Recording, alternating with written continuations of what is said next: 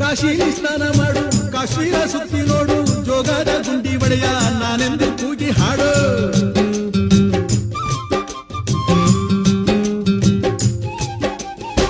ಅಜಂತ ಎಲ್ಲೋರನ ಬಾಳಲ್ಲಿ ಬೊಮ್ಮೆ ನೋಡು, ಬಾದಾಮಿ ಐಹೊಳೆಯ ಚಂದನ ತೂಕ ಮಾಡು. ಕಲಿಯೋಕೆ ಕೋಟಿ ಭಾಷೆ, ಆಡೋಕೆ ಒಂದೇ ಭಾಷೆ, ಕಸ್ತೂರಿ ಕನ್ನಡ. ಸಿಯಾನ್ ಕನ್ನಡ ವೀಕ್ಷಕರೇ ನಮಸ್ಕಾರ, ನಾನು ಶಶಿರೇಖಾ. ಇವತ್ತು ರಾಜ್ಕುಮಾರ್ ಅವರ ಕನ್ನಡ ಅಂದ್ರೆ ರಾಜ್ಕುಮಾರ್ ಅಂದ್ರೆ ಕನ್ನಡ ಅಂತ ಹೇಳಿ ಕನ್ನಡ ನಾಡಿನ ಜನ ತಿಳ್ಕೊಂಡಿದ್ರು. ಆದ್ರೆ ಇವತ್ತು ಒಂದೇ ಸಿನಿಮಾದಲ್ಲಿ ನಟಿಸಿ ಇವತ್ತು ರಾಜ್ಕುಮಾರ್ ಅವ್ರನ್ನ ಪ್ರಶ್ನಿಸುವಂತಹ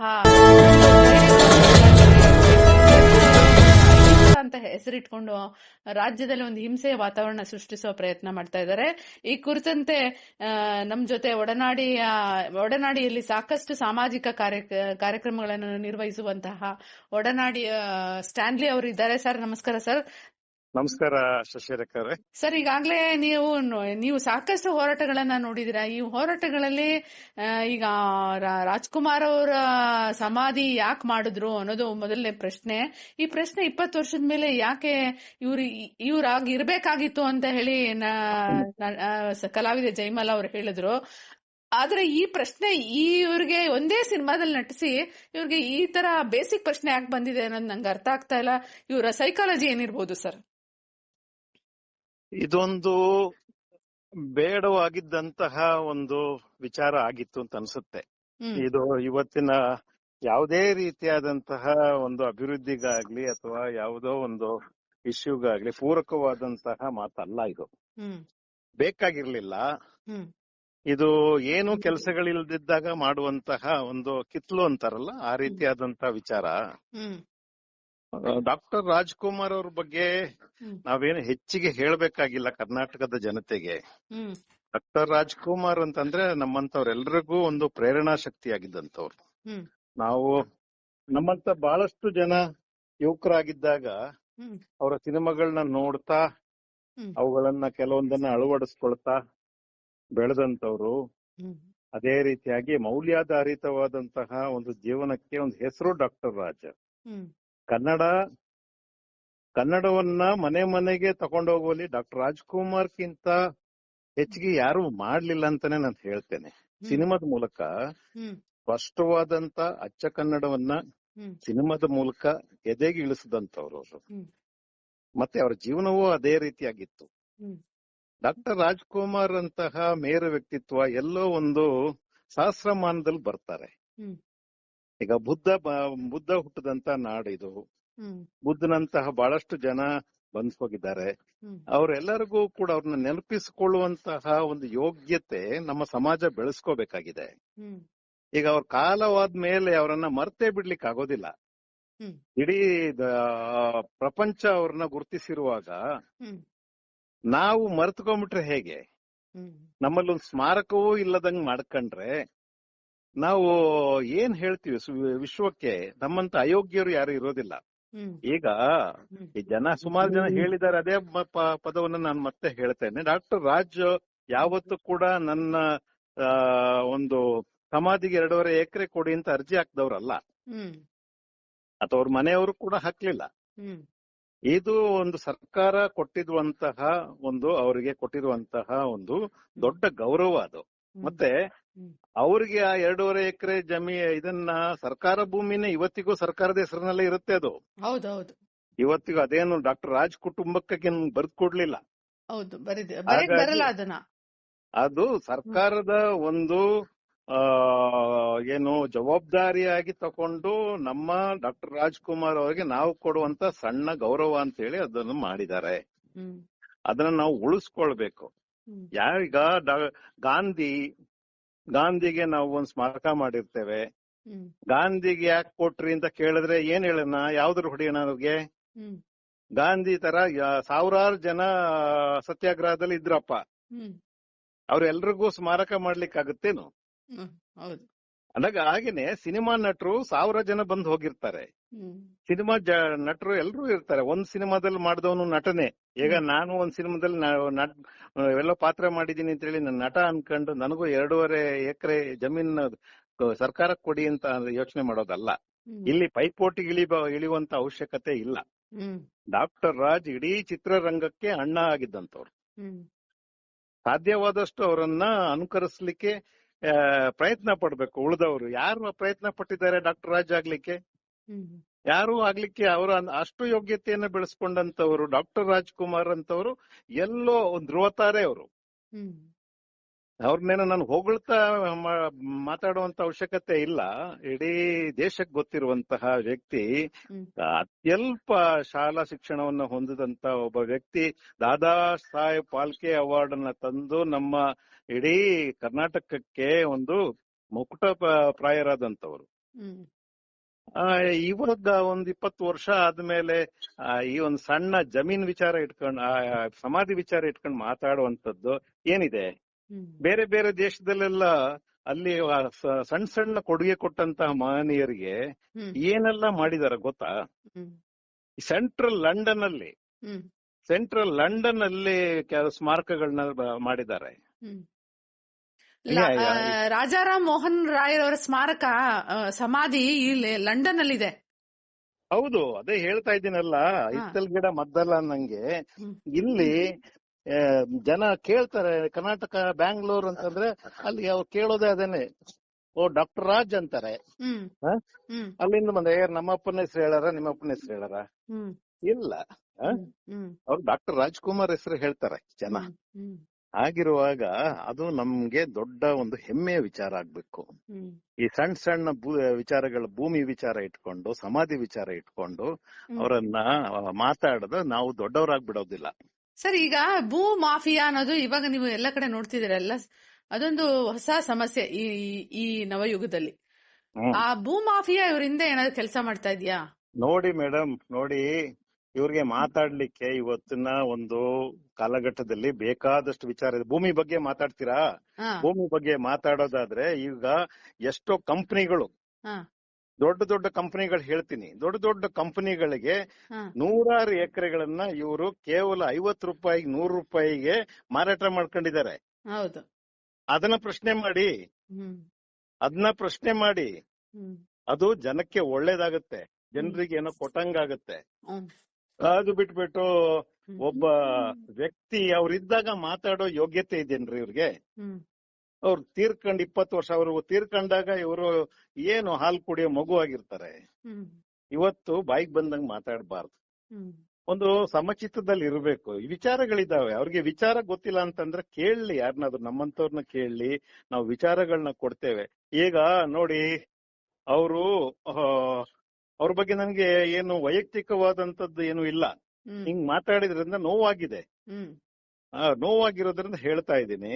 ಈಗ ಅಮೆರಿಕದಲ್ಲಿ ಟ್ರಂಪ್ ಇದಾನಪ್ಪ, ಟ್ರಂಪ್ ಬಗ್ಗೆ ಮಾತಾಡ್ಲಿ. ಇವ್ರು ಅಮೆರಿಕದ ಪ್ರಜೆನೆ ಒಂದ್ ದಿವಸ ಟ್ರಂಪ್ ನ ಕುತ್ಕೊಂಡು ಬೈಲಿಲ್ಲ ಇಲ್ಲಿ.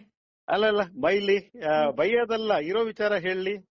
ಈಗ ಎಫ್ಸ್ಟೀನ್ ಫೈಲ್ಸ್ ಓಪನ್ ಆಯ್ತಲ್ವಾ, ಅದ್ರ ಬಗ್ಗೆ ಮಾತಾಡ್ಲಿ. ಇಲ್ಲ ನಮ್ ದೇಶದ ಜನಗಳನ್ನ ಕೈದಿಗಳ ರೀತಿಯಲ್ಲಿ ಒಂದು ವಿಮಾನ ಹತ್ತಿ ಕೈಗೆ ಕೋಳ ಹಾಕಿ ಕರ್ಕೊಂಬಂದ್ರಲ್ಲ, ಸರಪಳಿ ಹಾಕಿ ಕರ್ಕೊಂಬಂದ್ರಲ್ಲ, ಅದ್ರ ಬಗ್ಗೆ ಮಾತಾಡ್ಲಿ. ಯುದ್ಧ ನಡೀತಾ ಇದೆ, ಯುದ್ಧದ ವಿರುದ್ಧ ಮಾತಾಡ್ಲಿ. ಅದು ಮನುಕುಲಕ್ಕೋಸ್ಕರ ಏನೋ ಮಾತಾಡ್ದಾಗಿರುತ್ತೆ. ಒಂದು ಏನ್ ಹೇಳ್ತೀರಿ, ಆಂಪತಿಯನ್ನ ತೋರಿಸುತ್ತೆ, ಸಿಂಪಥೆಟಿಕ್ ಆಗಿರುವಂತ ವಿಚಾರಗಳು ಇವೆಲ್ಲವೂ ಕೂಡ ನಾವು ಮಾಡ್ಬೇಕಾಗಿರುವಂತದ್ದು. ಅದು ಬಿಟ್ಬಿಟ್ಟು ನಾನು ಬೇರೆ ಯಾರೋ ಒಬ್ರು ಸಣ್ಣ ಪುಟ್ಟ ನಟರಿಗೆ ಏನಾದ್ರು ಯಾರಾದ್ರೂ ಲಾಬಿ ಮಾಡಿ ತಗೊಂಡಿದ್ದಿದ್ರೆ ಖಂಡಿತವಾಗ್ಲೂ ಅದನ್ನ ನಾವು ಬಹಳ ಕಟುವಾದ ಪದಗಳಲ್ಲಿ ಜರಿಬೇಕು. ಇಷ್ಟೆಲ್ಲ ಲಾಬಿ ಮಾಡ್ಕೊಂಡು ನೀವು ಸಮಾಧಿ ಮಾಡ್ಕೊಳ್ಬೇಕಾಗಿತ್ತ ಅವಶ್ಯಕತೆ ಇತ್ತ ಅಂತ? ಹಂಗಲ್ಲ. ಡಾಕ್ಟರ್ ರಾಜ್ ಅವರಿಗೆ ಯಾರಾದ್ರೂ ಕೂಡ ಉತ್ಕೃಷ್ಟವಾದಂತದನ್ನೇ ನಾವು ಕೊಟ್ಟು, ಉತ್ಕೃಷ್ಟವಾದಂತದನ್ನೇ ಮಾತನಾಡ್ತಾ ಅವರನ್ನ ನಮ್ಮವರು ಅಂತ ಹೇಳ್ಕೊಳಕ್ ಹೆಮ್ಮೆ ಪಡ್ಬೇಕು. ಡಾಕ್ಟರ್ ರಾಜ್ ಆಗ್ಲಿ, ಕುವೆಂಪು ಆಗ್ಲಿ, ಇವರೆಲ್ಲ ಗೋಕಾಕ್ ಆಗ್ಲಿ, ಯಾವತ್ತು ಕನ್ನಡಕ್ಕೋಸ್ಕರ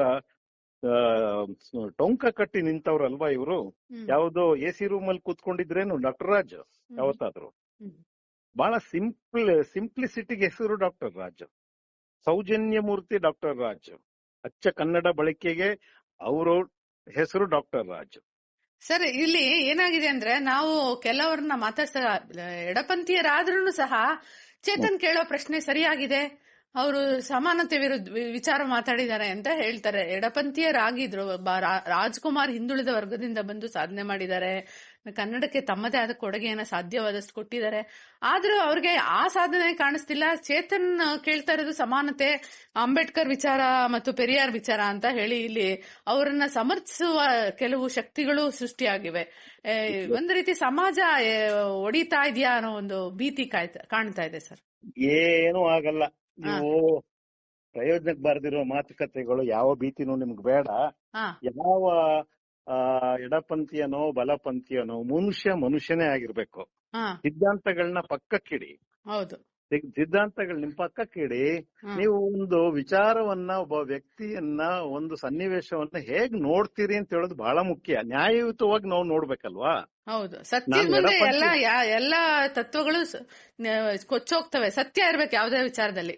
ಹೌದಲ್ವಾ? ಸತ್ಯ ಇರಬೇಕು, ಮನುಷ್ಯತ್ವ ಇರಬೇಕು. ಮನುಷ್ಯತ್ವವನ್ನು ಮೀರಿದ್ದೇನೂ ಇಲ್ಲ.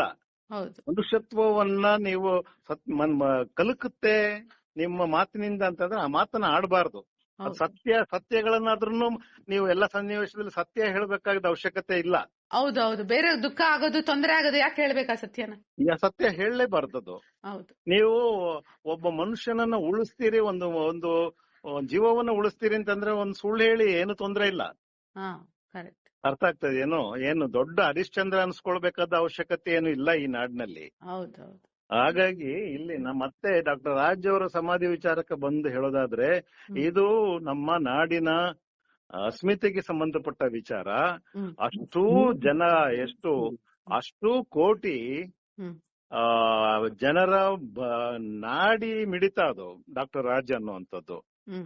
ಅದರಲ್ಲೂ 60ರ ದಶಕದಿಂದ, ನಾನು ಈ ಜೆನ್ಸಿ ಬಗ್ಗೆ ಮಾತಾಡ್ತಿಲ್ಲ, 60ರ ದಶಕದಿಂದ ಇವತ್ತು ನಾಡು ಯಾರಾದ್ರೂ ಕಟ್ಟಿದ್ದಾರೆ ಅಂತಂದ್ರೆ ಅವ್ರಿಗೆ ಪ್ರೇರಣಾ ಶಕ್ತಿ ಡಾಕ್ಟರ್ ರಾಜ್.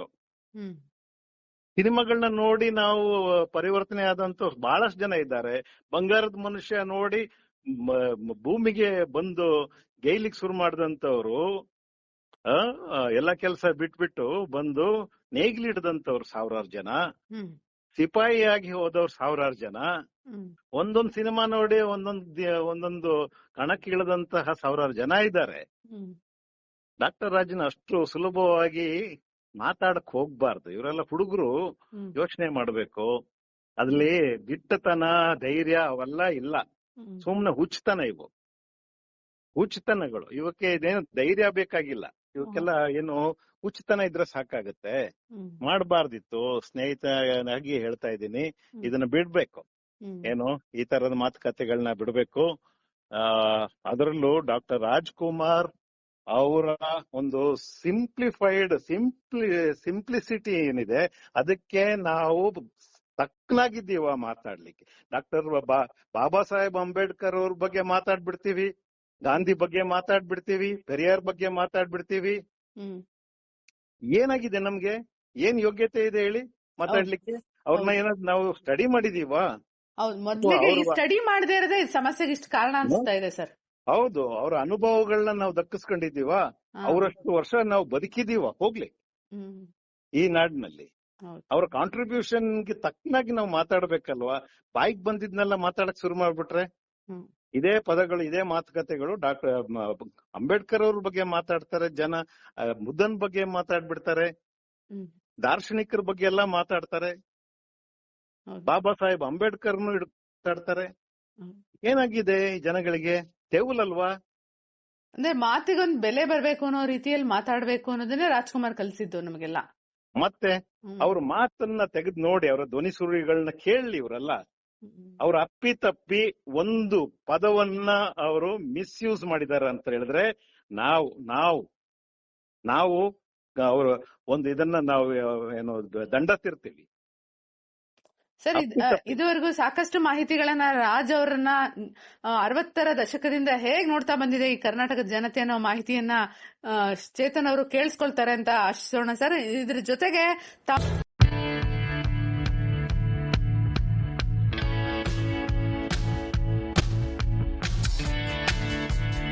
ಚಾನೆಲ್ ನೋಡ್ತಾ ಇರಿ, ಸಬ್ಸ್ಕ್ರೈಬ್ ಆಗಿ, ಲೈಕ್ ಮಾಡಿ, ಶೇರ್ ಮಾಡಿ. ಮುಕ್ತ ಪತ್ರಿಕೋದ್ಯಮವನ್ನ ಬೆಂಬಲಿಸಿ.